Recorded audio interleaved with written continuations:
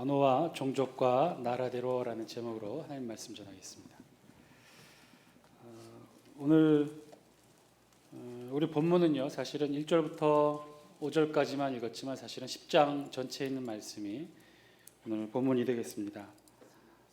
창세기 10장 전체의 말씀은 1절부터 마지막 절 32절까지 있는 말씀을 보시면 다 족보로 되어 있어요. 족보. 누구의 족보냐? 노아와 그 세 아들들에 관한 족보입니다.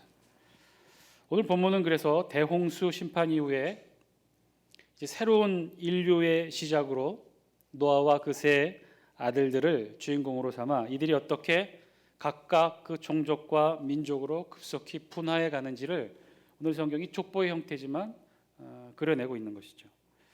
즉 대홍수 심판 사건 이후 이 세상이 노아의 세 아들들에 의해 새롭게 다시 시작하게 되었음을 또한 알리는 그러한 장이기도 합니다. 그런데 그 방법이 무엇이냐? 어떻게 그 내용을 이제 새롭게 대홍수 사건 이후 새로운 인류의 시조가 노아와 그 세 아들들이 되어 이 세상이 분화되고 발전하게 되었음을 어떻게 알렸느냐? 우리 성경은 족보의 형태로 그 내용을 기록했다는 거예요. 그래서 다 함께 우리 1절 말씀 같이 한번 읽어볼까요? 시작. 노아의 아들과 셈과 함과 야벳의 족보는 이러하니라. 홍수 후에 그들이 아들들을 낳았으니. 아멘. 노아의 아들 셈과 함과 야벳의 족보는 이러하다. 노아의 아들들에 대한 족보의 기록을 우리 성경이 이제 분명히 선포하고 선언하고 있는 거예요. 대홍수 사건 이후로 인류가 새롭게 시작한다. 이 새로운 인류에 대한 시작은 아담으로부터의 시작과는 이제 단절되고 노아와 그의 아들들로부터 이 세상이 시작된다는 것을 우리 성경이 선언하고 밝히고 있는 것이죠. 이후 이 세계에는요, 인류는요, 대홍수 이후 오직 노아와 이 세 아들들에 의해서 모든 나라와 민족과 종족과 족속들이 분화되어 발전하게 되는 것을 그려내고 있어요. 그래서 이후 우리 본문은요, 이 분화의 과정을 자세하게 족보의 형태를 취해서 기록을 합니다. 근데 성경에서 전에도 한번 말씀드렸다시피 족보의 의미는요, 그냥 단순히 누가 누구를 낳고의 혈통의 관계만을, 모자 관계만을, 부자 관계만을 기록한 목적이 아니었다고 제가 말씀드렸어요.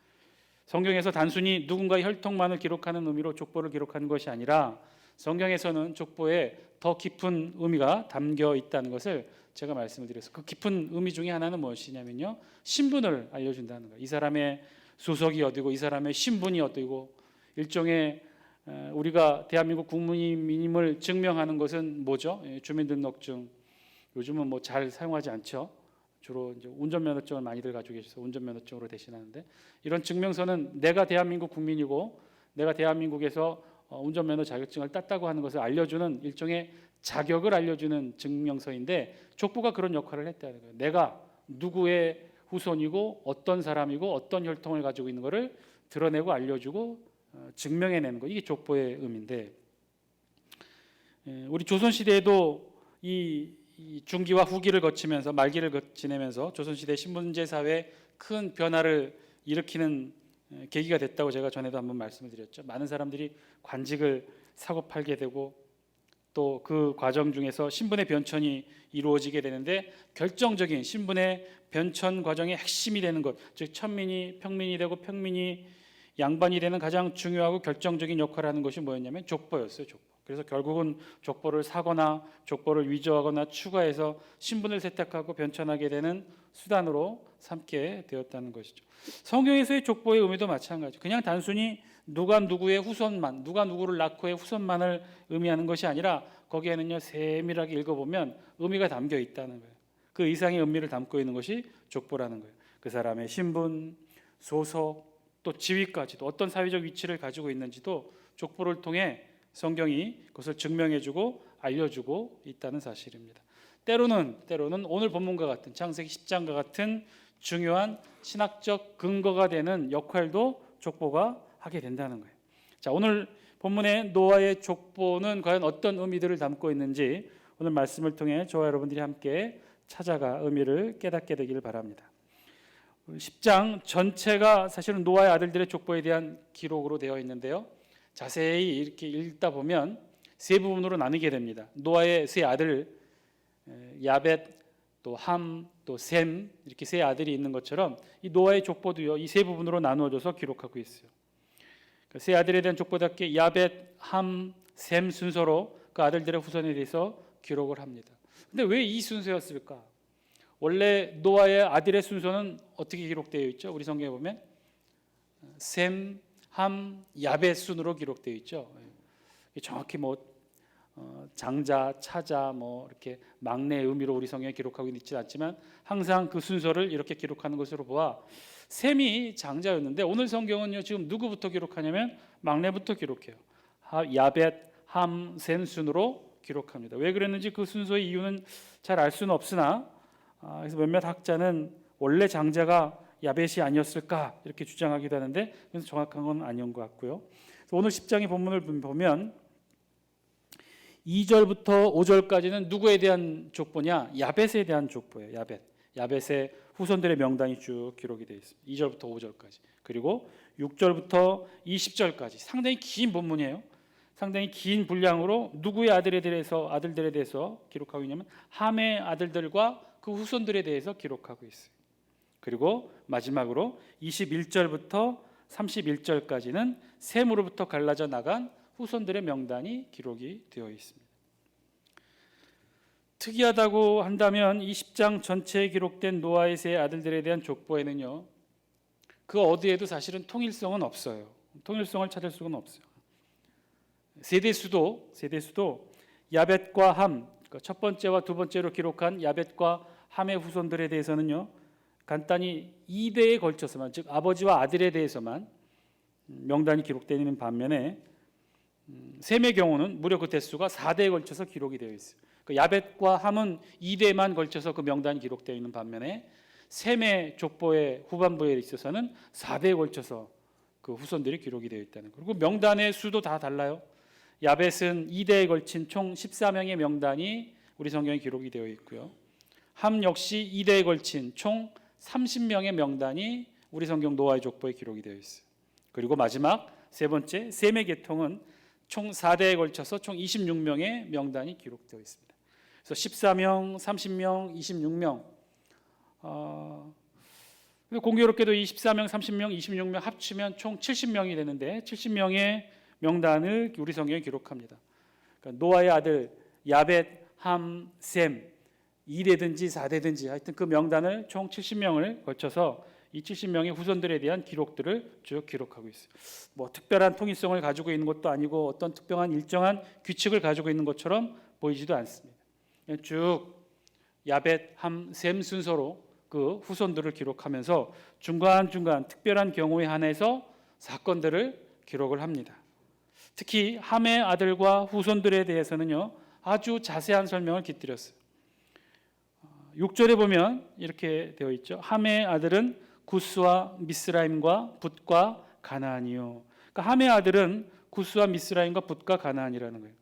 그리고 8절에 보시면 이 함의 아들 중에 장자 구스의 아들에 대해서 기록하고 있는데 구스가 또 누구를 낳았냐면 니므롯을 낳았으니 그는 세상의 첫 용사라라고 기록합니다.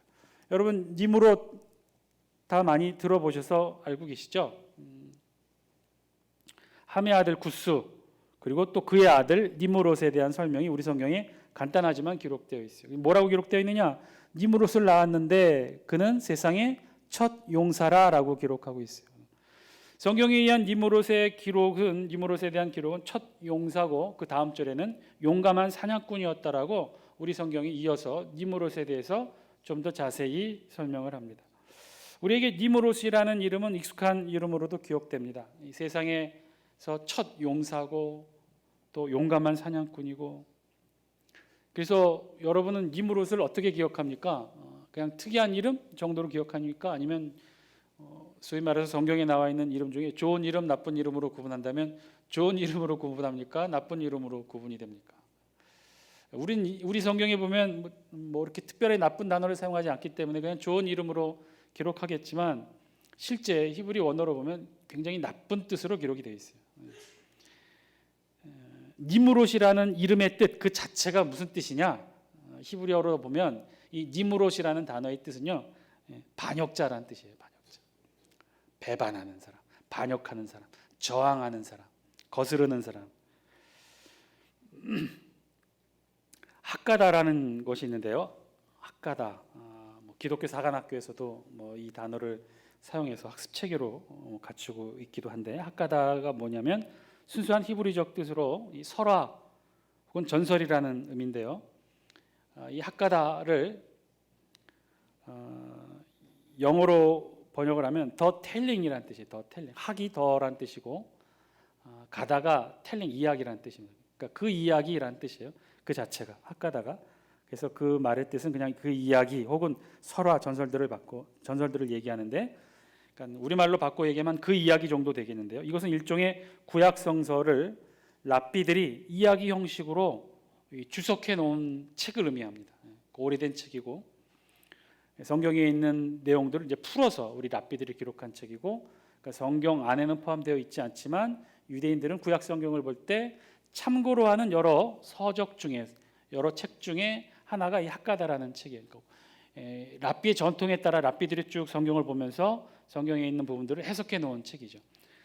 그러니까 정확한 정설의 의미도 담겨 있기도 하지만 이야기 형태의 성경에 없는 부분도 사실은 담겨져 있기도 합니다. 그런데 여튼 여기에 보면, 이 학가다에 보면 이 니므롯에 대해서 언급한 부분이 있는데, 뭐라고 언급하고 있냐면, 니므롯을 어떻게 묘사하냐면, 니므롯은 반역자, 선동자로서 사람들을 선동하여 하나님께 반역하도록 부추긴 인물로 기록하고 있다는 거예요. 니므롯. 그래서 여기 학가다에는 니므롯이 하나님에 대한 반역의 원형으로 묘사되어 있고, 사람들을 선동하여 결국은 무엇을 짓는 인물로 기록하냐면요, 바벨탑을 짓는 인물로 기록하게 됩니다. 그러니까 하나님께 바벨탑을 지어서 대적한 인물로 기록하는 거죠. 다음 시간에 보게 될 이제 11장 사건이 바벨탑 사건에 대한 부분인데, 일정 부분 복선의 의미로 우리 성이 기록하고 있는 것이기도 하겠죠.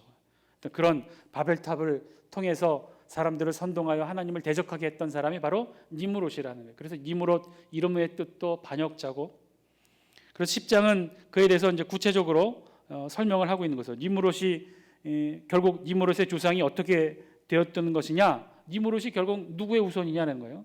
그의 아버지는 구스고 그의 아버지는 함이었다는 거예요. 함이 어떤 사람이었습니까?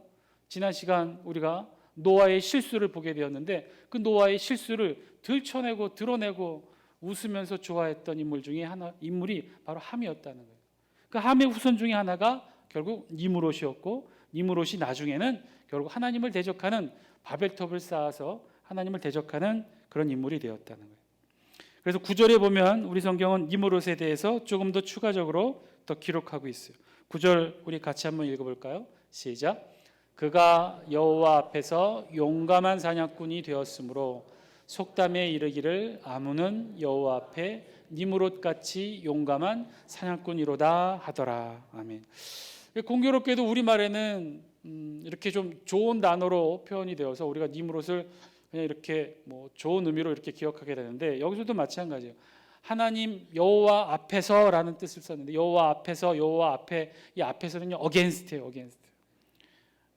그 앞이 이 지리적 의미의 앞이가 아니라 against, 대항한다는 뜻이에요. 하나님 앞에서 대항하는 용감한 사냥꾼이다. 용감한 뜻도요, 원래 원어의 의미를 해석하면 난폭하다 이런 뜻이에요. 난폭하다. 사냥꾼은 사냥꾼인데 난폭하다는 거예요. 그 의미가 무엇이었을까?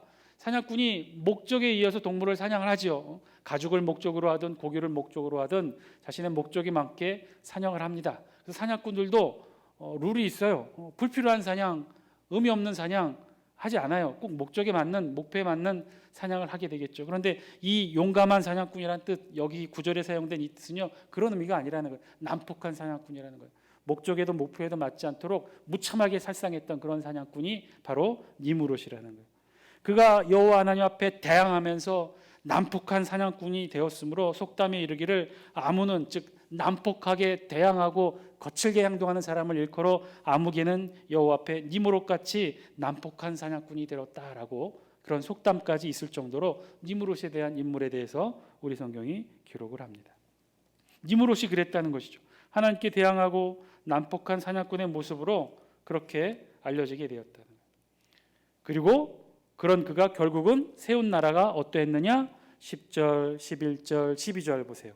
10절 우리 같이 한번 읽어볼까요? 시작.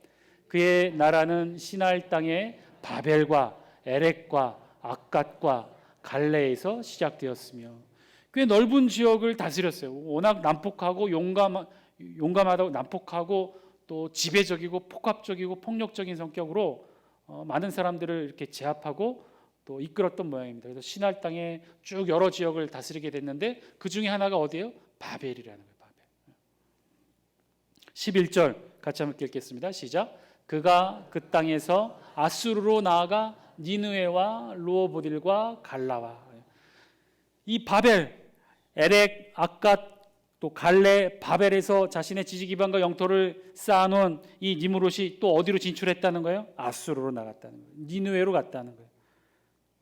아수르가 어떤 나라입니까? 북이스라엘을 또 멸망시켰던 그런 나라가 아수르 제국 아니었습니까? 12절 보겠습니다. 또 어디로 갔느냐? 및 니느웨와 갈라 사이에 레센을 건설하였으니 이는 큰 성읍이라. 니므롯이 그랬다는 거예요. 니므롯이 결국은 나중에 무엇을 세웠냐면 아수르를 세우고요, 바벨론 제국을 세우게 되는 그 무지막지한 제국의 기원이 된 것이 니므롯이 되었다는 거예요. 아수르 바벨론이 어떠한 나라입니까? 나중에 적과 꿀이 흐르는 땅 가나안을 점령하고 정착한 이스라엘 남북 왕국을 멸망시킨 나라가 아수르와 바벨론 아닙니까? 북왕국은 아수르가 멸망시켰고요, 남왕국은 바벨론이 멸망시키지 않았습니까?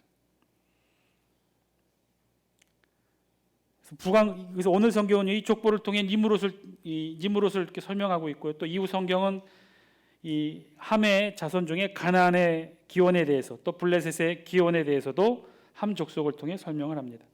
바벨탑 사건, 또 아수르와 바벨론 제국의 기원, 그리고 이스라엘을 끊임없이 괴롭혔던 가나안 족속, 또 블레셋 족속의 기원에 대해서 설명을 하는 거예요. 이들이 다 지금 누구의 후손이라는 거예요? 함의 후손이라는 거예요. 함의 후손. 이 모든 족속과 나라와 민족이 노아의 아들 함에 의해 출생했다고, 시작되었다라고 우리 성경이 기록합니다. 그리고 다 함께 21절 말씀 같이 함께 읽겠습니다. 시작. 셈은 에벨 온 자손의 조상이요 야벳의 형이라. 그에게도 자녀가 출생하였으니. 아멘. 자, 이후 4대에 걸친 셈의 후손을 쭉 기록합니다. 21절부터 31절까지 10절에 걸쳐서 셈의 후손을 기록해요. 그러면서 우리 성경 10장 전체를 통틀어 아주 일정하고 공통적인 표현으로 기록하고 있는 것 한 가지를 우리가 발견하게 되는데, 그것이 무엇이냐? 31절에 있는 말씀이에요. 우리 31절 말씀 같이 한번 읽어볼까요? 시작. 이들은 셈의 자손이니 그 족속과 언어와 지방과 나라대로였더라. 아멘.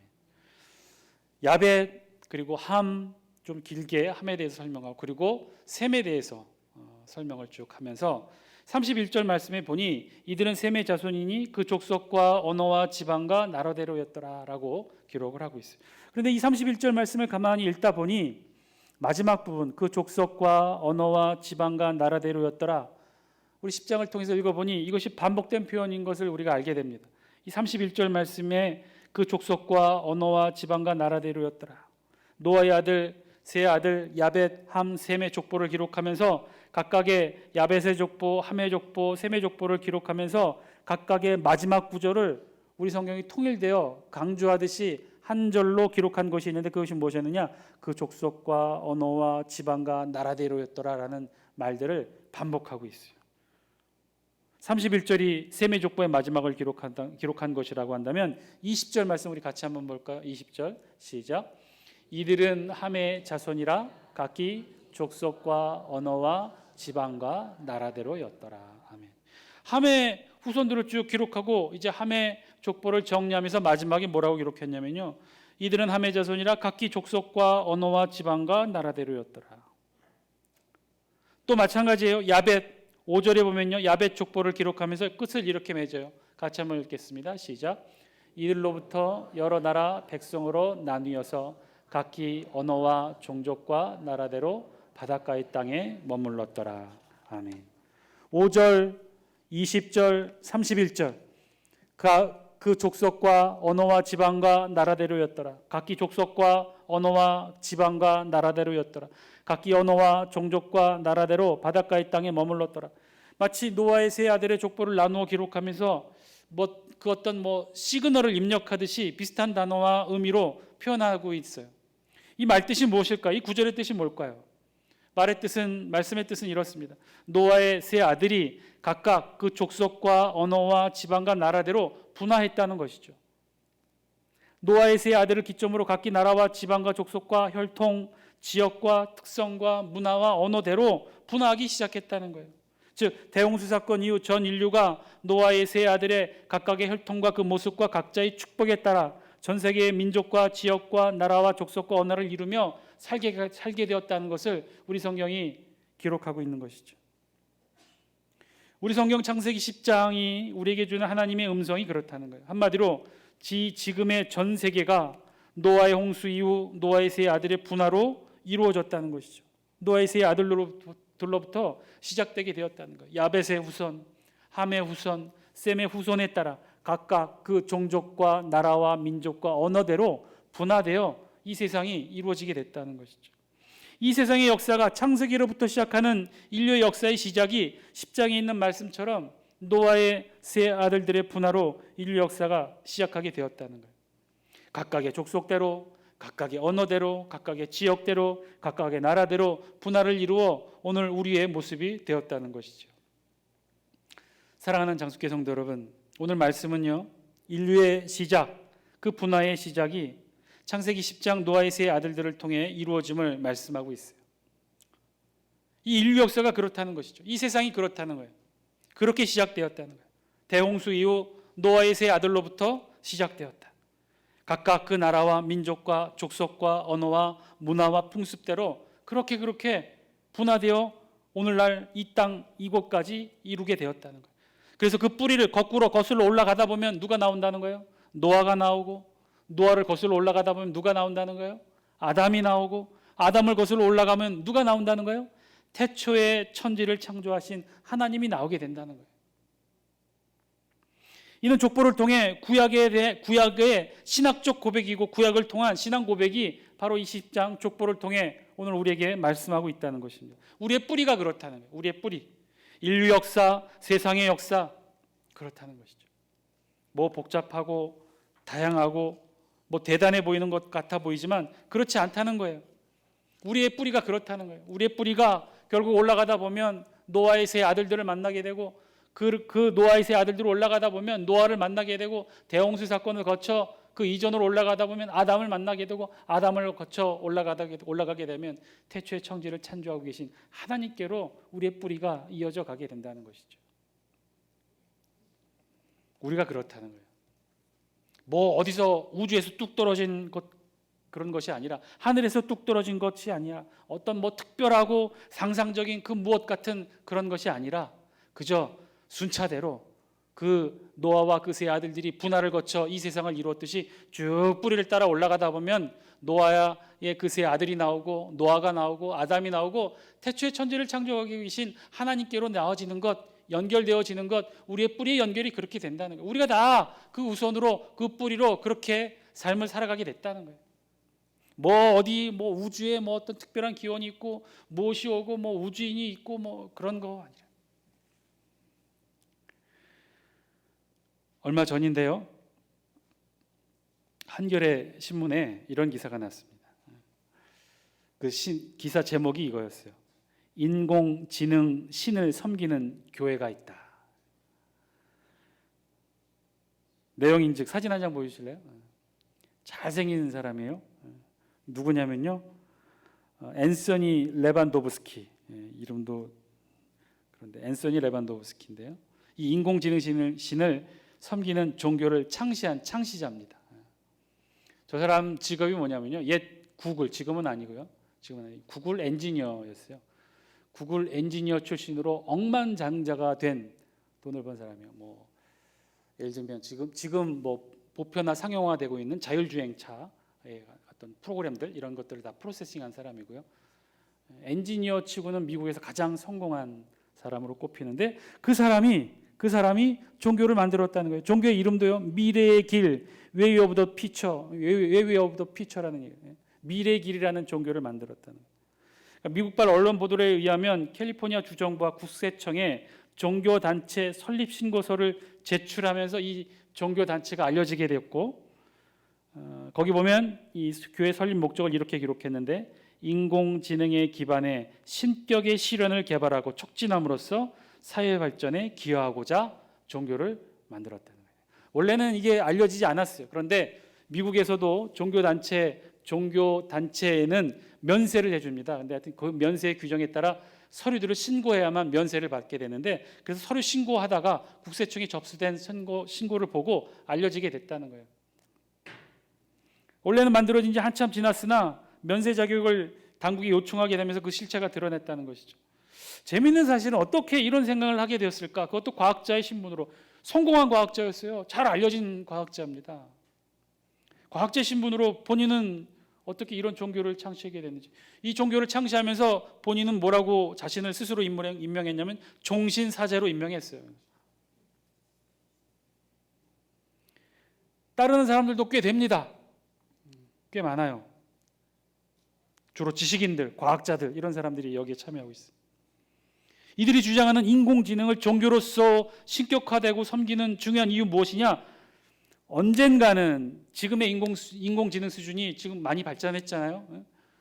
바둑도 이기고 많은 것들을 해내고 있잖아요. 근데 이 인공지능이 발달을 하고 또 발달을 하게 되면 언젠가는 인간의 능력을 모든 부분에서 추월하게 되는 바로 그 순간, 그 시점이 오게 될 텐데, 그 순간을 뭐라고 과학적 용어로 정의했냐면 특이점이라고 부르면서, 이 특이점을 지나는 순간, 즉 인공지능의 지능이 인간의 모든 능력, 지능을 뛰어넘게 되는, 넘어서게 되는 그 특이점을 지나게 되면 결국 어떻게 되느냐, 어떤 일이 일어나느냐. 지금 이 지구, 자연세계는 인간이 지금 책임을 지고 있는데, 인간이 책임을 지는 이유는 인간이 다른 동물보다 더 똑똑하고 도구를 만들 수 있고 규칙을 적용할 수 있는 인간만이 가지고 있는 이 탁월한 능력 때문에 인간이 그런 역할을 감당하고 있는데, 이 인간보다 더 뛰어난 인공지능이 나타나게 된다면 언젠가 인간의 역할이 이 인공지능에게 이양되는 시점이 오지 않겠느냐. 그 책임자의 자리를 이양해야 되는 시점이 올 것이다. 그것이 바로 인공지능이 인간 능력을 추월하게 되는 특이점이 될 것이고, 이것을 지나게 될 날이 멀지 않았다는 거예요. 그것을 가능하게 되는 것, 즉 그래서 이제는 인간보다 더 뛰어난 눈에 보일 수 있는 인공지능이 생기게 되니 그것을 신격화하고 그것을 섬기겠다는 거예요. 그것을 종교로 받아들이겠다는 거예요. 사랑하는 장숙계 성도 여러분, 뿌리를 모르면요, 이런 일이 있다는 거예요. 이런 어처구니 없는 일들이 일어나게 된다는 거예요.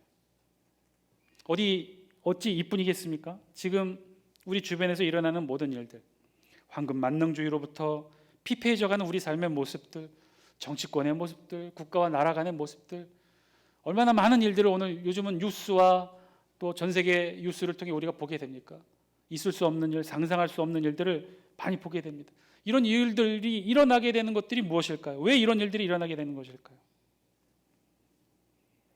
우리의 뿌리를 알지 못해서 애써 부인하며 살아가는 그런 어두운 부분의 발현이겠죠. 우리의 뿌리, 우리의 시작, 이것이 어디인지 모르는 거예요. 우리 족보를 모르는 것이죠. 모르니 우리의 시작이, 우리의 특성이, 우리 인간의 참 특별하고 고귀한 점이 한낱 컴퓨터에 비교가 되고, 그 컴퓨터를, 기계를 신으로 섬기는 일들이 일어나게끔 되는 것이 아니겠습니까?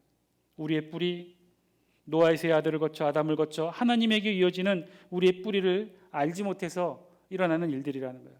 알지 못해서 생겨나는 일들이라는 거예요. 한 걸음 더 나아가, 이것은 지금 신약시대를 살아가는 저와 여러분들의 도전 과제이기도 합니다.